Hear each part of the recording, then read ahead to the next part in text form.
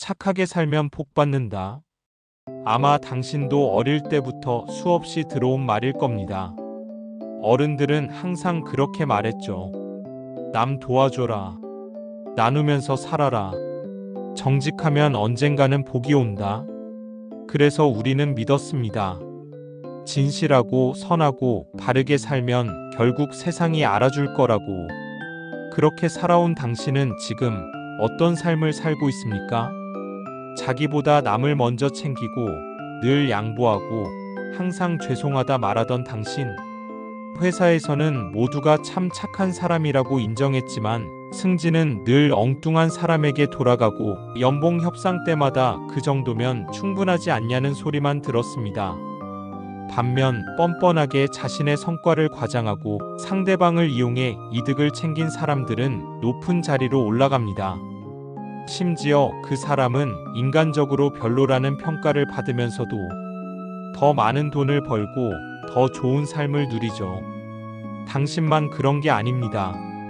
하버드 비즈니스 리뷰 HBR에서는 10년간 직장인의 성과와 연봉을 분석했습니다. 그 결과는 충격적이었습니다.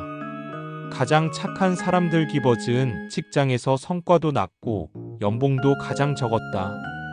반대로 성격이 이기적인 사람 테이커즈일수록 더 많은 보상을 받는 경향이 있었습니다. 심지어 한 연구는 말합니다. 착한 성격은 부의 축적에 부정적 영향을 준다. 이건 단순한 우연이 아닙니다.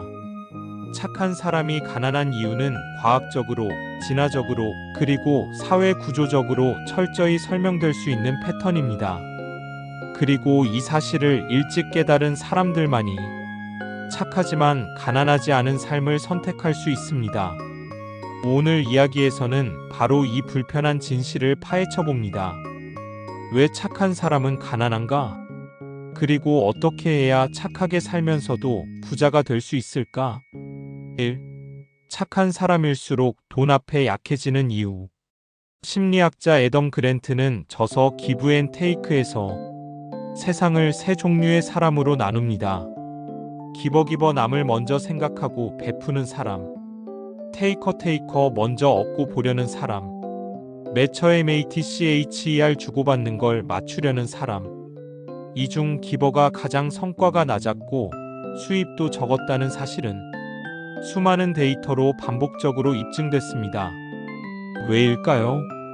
기버는 타인의 감정을 지나치게 신경 씁니다.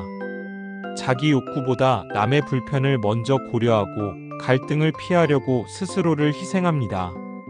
그 결과 협상 자리에서 손해를 보고 불합리한 상황에서도 괜찮습니다라고 말하게 됩니다. 하버드 심리학부 연구에 따르면 타인의 감정을 지나치게 고려하는 성향을 가진 사람일수록 재정적 자기 결정권이 낮고 소비 후 후회감이 더 높다고 합니다. 다시 말해 착한 사람은 돈과 관련된 거절이나 요구에 익숙하지 않기에 결국 자신에게 손해가 되는 선택을 하게 된다는 겁니다. 2. 진화론적으로 착한 사람은 생존에 불리하다. 인간은 본래 착하지 않았습니다.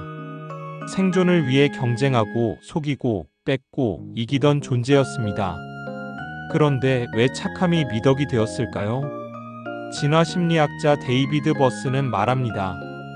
착한 행동은 집단 내에서 생존에 유리했을 뿐 개인 생존 전략으로는 위험할 수 있다. 선사시대에는 집단 내에서 도태되지 않기 위해 협력과 양보, 나눔이 필요했습니다. 하지만 그건 어디까지나 전체의 이익을 위한 전략이었습니다. 개인 한 명의 부와 생존만 놓고 보면 경쟁과 이기심은 훨씬 더 효과적이었습니다. 현대 자본주의 사회도 마찬가지입니다. 착한 사람은 집단 내에서는 환영받지만 개인적으로는 이용당할 확률이 높습니다. 왜냐하면 대부분의 조직은 기버의 희생 위에 테이커가 승진하는 구조이기 때문입니다. 3. 뇌는 착함을 생존 위험으로 간주한다. 재미있는 뇌과학 연구가 있습니다. 사람들이 타인을 도울 때 뇌에서는 고통을 감지하는 부위가 활성화됩니다. 도움을 주는 건 보람이 있어야 할 텐데 왜 고통 신호가 울릴까요? UCLA의 뇌과학자 매튜 리버먼 박사는 이를 이렇게 설명합니다. 도움 행동이란 뇌 입장에서 보자면 자원 손실로 인식될 수 있다. 즉, 뇌는 본능적으로 내 것을 잃는 상황을 경계합니다. 그리고 바로 이 순간 착한 사람일수록 내면에서 심한 스트레스를 받습니다. 도와야 한다는 도덕적 압박과 손해보기 싫다는 본능적 거부감이 충돌하기 때문입니다. 그 결과 착한 사람은 도움을 주고도 지치고 남을 배려하고도 내면의 고갈을 느낍니다. 이 고갈은 결국 돈을 모으는 에너지에도 영향을 줍니다. 4. 착한 사람을 이용하는 시스템. 기업은 착한 직원을 좋아합니다. 말 잘 듣고 야근도 자발적으로 하고 갈등 일으키지 않는 사람. 하지만 그런 사람에게 가장 적은 보상이 주어지는 이유는 그들이 요구하지 않기 때문입니다. 연봉 협상에서도 테이커는 자기 연봉을 20% 더 부풀려 요구하고 기본은 회사 사정도 있으니까요라며 스스로 깎습니다. 이런 구조를 가장 잘 활용한 기업은 아마존입니다. 아마존은 고객 만족이라는 명분 아래 직원들에게 엄청난 희생을 요구하지만 CEO 제프 베조스는 그 사이 천문학적인 부를 축적했습니다. 이 구조는 우리가 사는 모든 곳에 존재합니다. 착한 사람은 이용당한다는 말은 사회 시스템의 본질을 정확히 꿰뚫은 경고입니다. 5. 세계 부자들은 착한가? 절대 아닙니다. 세계적인 부자들은 착한 척은 해도 자기 이익에 냉정합니다. 예를 들어 일론 머스크는 직원에게 감정적으로 배려하지 않습니다. 그는 테슬라에서 직원들이 주 80시간 일하는 걸 당연하게 여깁니다. 심지어 수면 시간까지 통제합니다. 마크 저커버그 역시 페이스북을 운영하면서 무한 경쟁과 정보 수집을 기반으로 부를 키웠습니다. 개인정보 침해 논란에도 그는 더 중요한 건 연결과 효율이라며 흔들리지 않았죠. 그들은 결코 악하지 않지만 선함보다 효율과 결과에 집중합니다. 그게 바로 가난하지 않은 착함입니다. 6. 사람들은 왜 착한 사람을 무시할까? 왜 사람들은 내가 착하게 대하면 나를 더 무시할까? 이 질문의 심리학은 명확한 답을 줍니다. 착한 사람은 종종 자기 주장이 약한 사람으로 인식되기 때문입니다.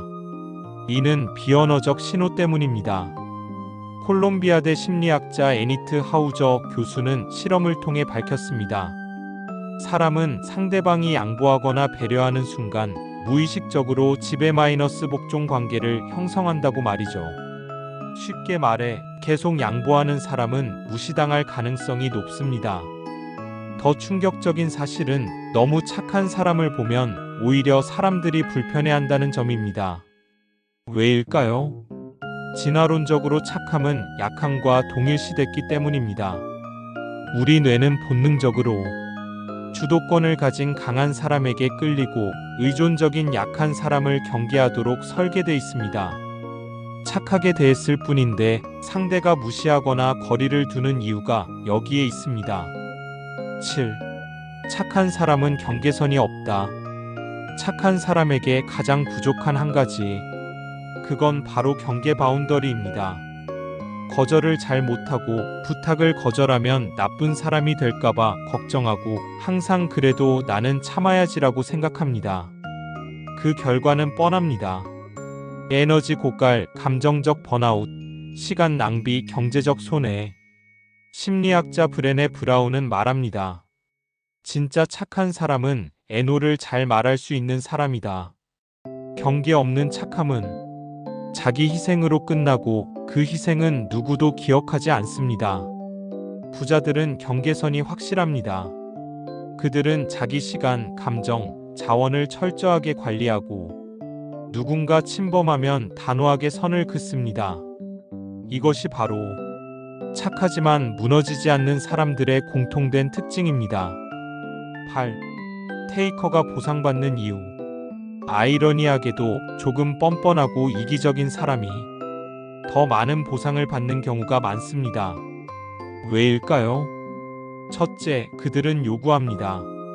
심리학 연구에 따르면 자신의 가치를 말로 표현하고 보상을 요구한 사람은 평균 1530% 더 높은 결과를 얻는다고 합니다. 둘째, 그들은 손해에 민감합니다. 착한 사람은 내가 양보했으니 괜찮다고 생각하는 반면 테이커는 왜 내가 손해를 봐야 하지? 라는 태도로 협상에 임합니다. 셋째, 그들은 감정을 통제합니다. 좋은 사람이 되려는 사람은 상대방 감정을 먼저 배려하느라 스스로 손해보지만 테이커는 감정보다 결과를 봅니다. 놀랍게도 이런 사람들이 사회적으로도 성공 확률이 높습니다. 그 이유는 간단합니다. 이 세상은 요구하는 사람에게 보상하도록 설계되어 있기 때문입니다. 9. 세계 부자들의 성급기 전략. 워렌 버핏은 내 시간은 나 외에 누구도 침해할 수 없다고 말합니다. 그는 회의, 불필요한 인간관계, 감정적 소비를 철저히 배제합니다. 빌 게이츠는 착한 척은 결정을 흐리게 한다고 했습니다. 그는 감정보다는 논리를, 좋은 사람보다 결과를 만드는 사람이 되라고 조언합니다. 오프라 윈프리는 더 강렬합니다. 내가 나를 지키지 않으면 누구도 나를 대신 지켜주지 않는다. 그녀는 경계 없는 착함으로 무너졌던 젊은 시절을 회상하며 이제는 단호한 애노를 무기처럼 사용합니다. 이들은 모두 착함 자체를 부정하지 않습니다. 다만 경계 없는 착함, 자기 파괴적 선함을 철저히 경계합니다. 10. 돈 앞에서 양보하지 않는 습관 만들기. 착한 사람이 부자가 되기 위해 반드시 배워야 할 기술이 있습니다. 그건 바로 돈 앞에서의 단호함입니다. 이건 단순히 뻔뻔해지라는 얘기가 아닙니다.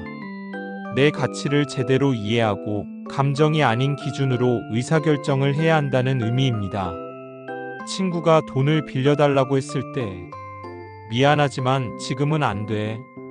이 한마디를 못해서 당신은 지금 가난한 겁니다. 연봉 협상에서 제 시장 가치와 기여도를 고려하면 최소 이 정도는 돼야 합니다. 이 말 한마디를 못해서 수년을 헛보낸 겁니다. 이제는 감정보다 숫자를 믿어야 합니다. 착함은 관계에서, 단호함은 돈 앞에서 발휘되어야 진짜 지혜로운 착함입니다. 11. 진짜 부자들은 착하게 행동하지만 착하게 당하지 않는다. 이것이 결론입니다. 부자들은 착합니다. 기부도 하고 사회 환원도 하고 직원 복지도 챙깁니다. 하지만 동시에 자기 권리를 뺏기지 않고 자신을 위해 싸울 줄 알며 감정에 휘둘리지 않습니다.